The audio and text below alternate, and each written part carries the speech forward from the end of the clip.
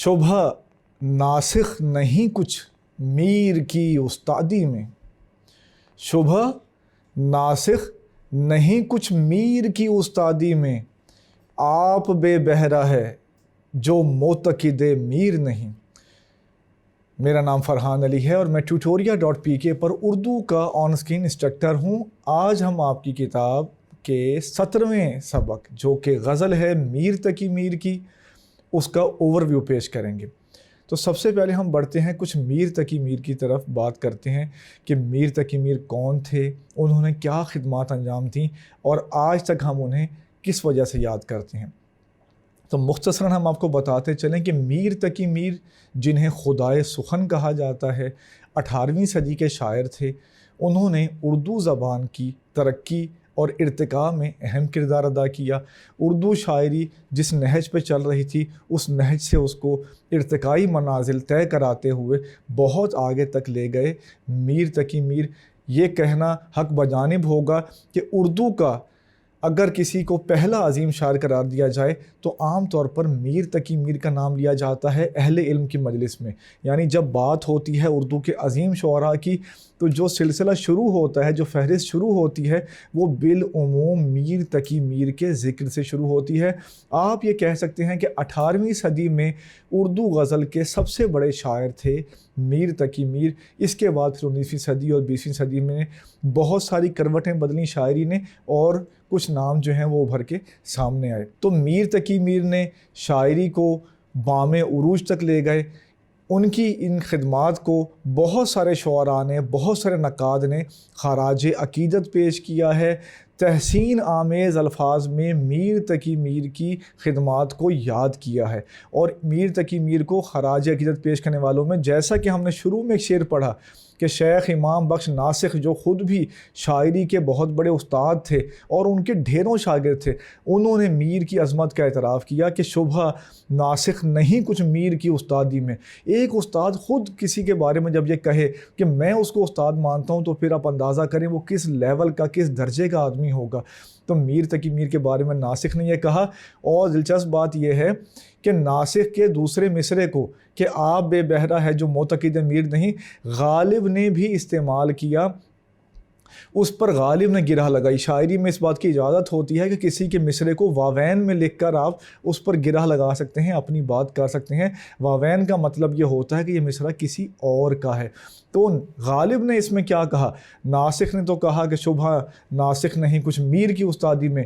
गालिब ने इससे भी ज़्यादा आगे बढ़कर अक़ीदत और एहतराम का सबूत दिया और उन्होंने कहा कि गालिब अपना ये अक़ीदा है बकौल नासिख।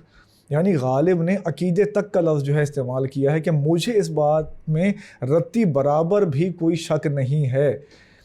गालिब अपना ये अक़ीदा है बकौल नासिख, आप बेबहरा है जो मोतकिद मीर नहीं। बेबहरा का क्या मतलब होता है कि उसके हिस्से में कुछ नहीं आया।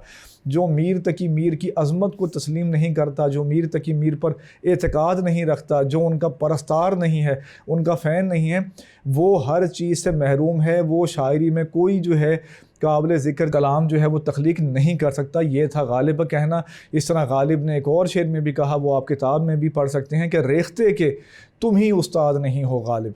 तो रेख्ता जो है वो उर्दू शायरी के लिए भी लफ्ज़ इस्तेमाल होता है और उर्दू ज़बान के लिए भी इस्तेमाल होता है कि रेख्ते के तुम ही उस्ताद नहीं हो गालिब। कहते हैं अगले ज़माने में कोई मीर भी था, यानी गालिब ने यहाँ भी मीर को बतौर उस्ताद जो है खराज तहसीन पेश किया है।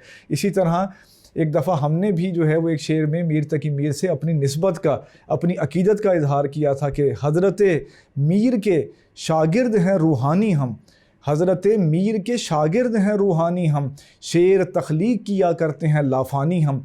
इस बात में कोई शक व शुबा नहीं है। जब आपकी किसी शायर से मुलाकात होगी या जब आप तनकीद की किताबें पढ़ेंगे, बड़े बड़े शायरों के बारे में पढ़ेंगे, तो आपको ये अंदाज़ा होगा कि मीर तकी मीर जो कि 18वीं सदी के शायर थे, उन्होंने बाद में आने वाली हर शायर पर जो है अपने असरात और अपने नकूश जो हैं वो छोड़े हैं।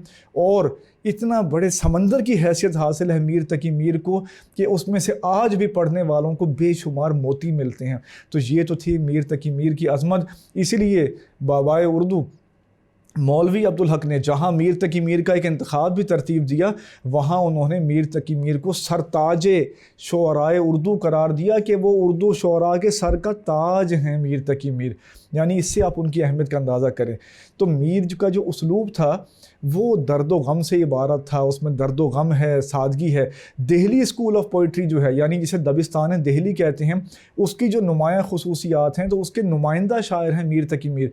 दिल्ली स्कूल में यानी दिल्ली के शायरों ने जो शायरी की, उसमें सादगी जो है वो पाई जाती थी, दर्द व गम का इजहार पाया जाता था, लगी लिपटी और बनावट से गुरेज किया जाता था। लफ्ज़ी जो शोबदा गरी है उससे ये शायर दूर रहते थे, जज्बात को जो है पेश किया जाता था बराह रास्त।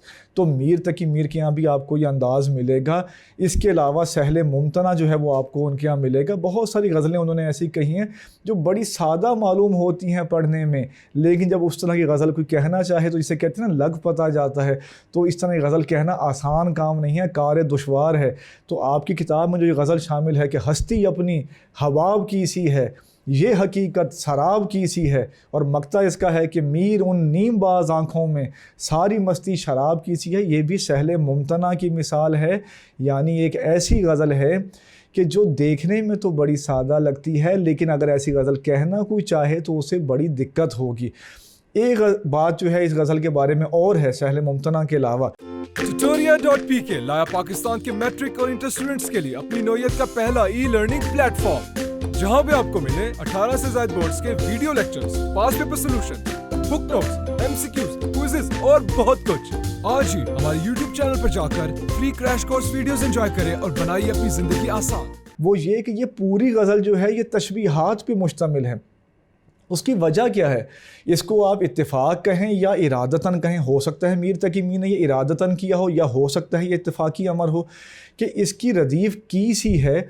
इसकी वजह से जो तमाम शेर हैं वो तशबीहात में ढल गए हैं। आपको पता है तशबीह का मतलब होता है एक चीज़ को दूसरी चीज़ जैसा करार देना, और उसके लिए सा का लफ्ज़ इस्तेमाल होता है, सी का लफ्ज़ इस्तेमाल होता है, जैसा का, गोया का, इस तरह के अल्फाज इस्तेमाल होते हैं। तो जब मीर तकी मीर कहते हैं कि हस्ती अपनी हबाब की सी है, तो ये ज़िंदगी को तशबीह दे दी उन्होंने बुलबुले से। ये हकीकत शराब की सी है, यहाँ उन्होंने हकीकत को तशबीह दे दी शराब से। इस तरह जब वो कहते हैं कि नाजुकी उसके लब की क्या कही है, पंखड़ी एक गुलाब की सी है, तो इस तरह वो महबूब के होंठों को गुलाब की पंखड़ी से तशबीह दे देते हैं। तो ये बड़ी नादिर बात होती है किसी गज़ल में कि उसमें सारे शेर जो हैं वो तशबीहात में ढल जाएं। तो सहले मुमतना भी इस गज़ल में है, सादगी बयान भी इस गज़ल में है, दर्द व गम भी इस गज़ल में मौजूद है, और ये पूरी गज़ल जो है वो तशबीहात का मुरक्कब बन गई है, तशबीहात का मजमुआ बन गई है। तो ये सारी बातें इस गज़ल के बारे में अहम हैं। एक बात और याद रखेंगे, ये गज़ल एक मुकम्मल गज़ल के तौर पर यहाँ दर्ज की गई है। इसमें मतला भी है, मक्ता भी है, काफ़िया भी है, रदीफ़ भी है। मतला जो है गज़ल के उस पहले शेर को कहते हैं जिसकी दोनों लाइनों में काफ़िया रदीफ़ का एहतमाम हो, और मक्ता उस शेर को कहते हैं कि जिसमें शायर का, उस आखिरी शेर को कहते हैं जिसमें शायर अपना तखल्लुस इस्तेमाल करे। तो काफ़िया इसके आप मुलाहज़ा कर सकते हैं, हबाब, शराब, गुलाब, इस्तिराब वगैरह इसके काफ़ी हैं। की सी है, ये इसकी रदीफ़ है। तो ये इस गज़ल के बारे में कुछ बातें हैं। आहंग इसका जो है वो आपको याद रखना चाहिए। आहंग में आपको शेर को पढ़ना चाहिए। याद रखें, शायरी और नसर में इम्तियाज़ ये है कि शायरी जो है वो एक रिदम में होती है, एक फ़्लो में होती है, एक म्यूज़िक उसमें होता है। यही वजह है, कभी आपने किसी को देखा है कि कोई मज़मून गा रहा हो कि आज मैं एक मज़मून गाने जा रहा हूँ, आज मैं एक अफ़साना जो है वो जो है तरन्नुम से पेश करने जा रहा हूँ? ऐसा नहीं होता। नज़्म पेश की जाती है तरन्नुम से, गज़ल पेश की जाती है, गीत पेश किया जाता है। तो गज़ल में होता है आहंग। आहंग जो है वो नसर और गज़ल का या नज़्म और जो है नसर का इम्तियाज़ है। ख़त्ते जो है फासिल है। आहंग से जो है नसर अलहदा हो जाती है और शायरी अलहदा हो जाती है। तो इसका आहंग क्या है वो भी आप ज़रा सुन लें।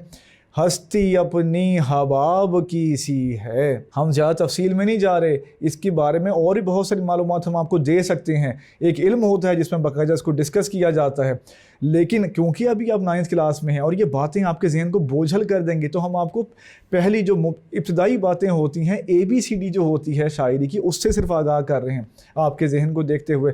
इंशाल्लाह हम जैसे जैसे आगे बढ़ेंगे तो आप ख़ुद भी जो है ज़िंदगी में इन बातों को आहिस्ता आहिस्ता पिक करते जाएंगे। तो हस्ती अपनी हबाब की सी है, ये हकीकत शराब की सी है।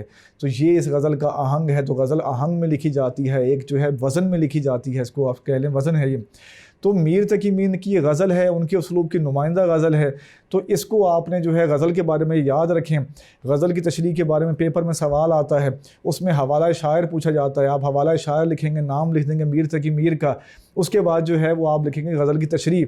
गज़ल की तशरीह में याद रखें, गज़ल का एक जो है ज़ाहिरी मानी मुराद होता है।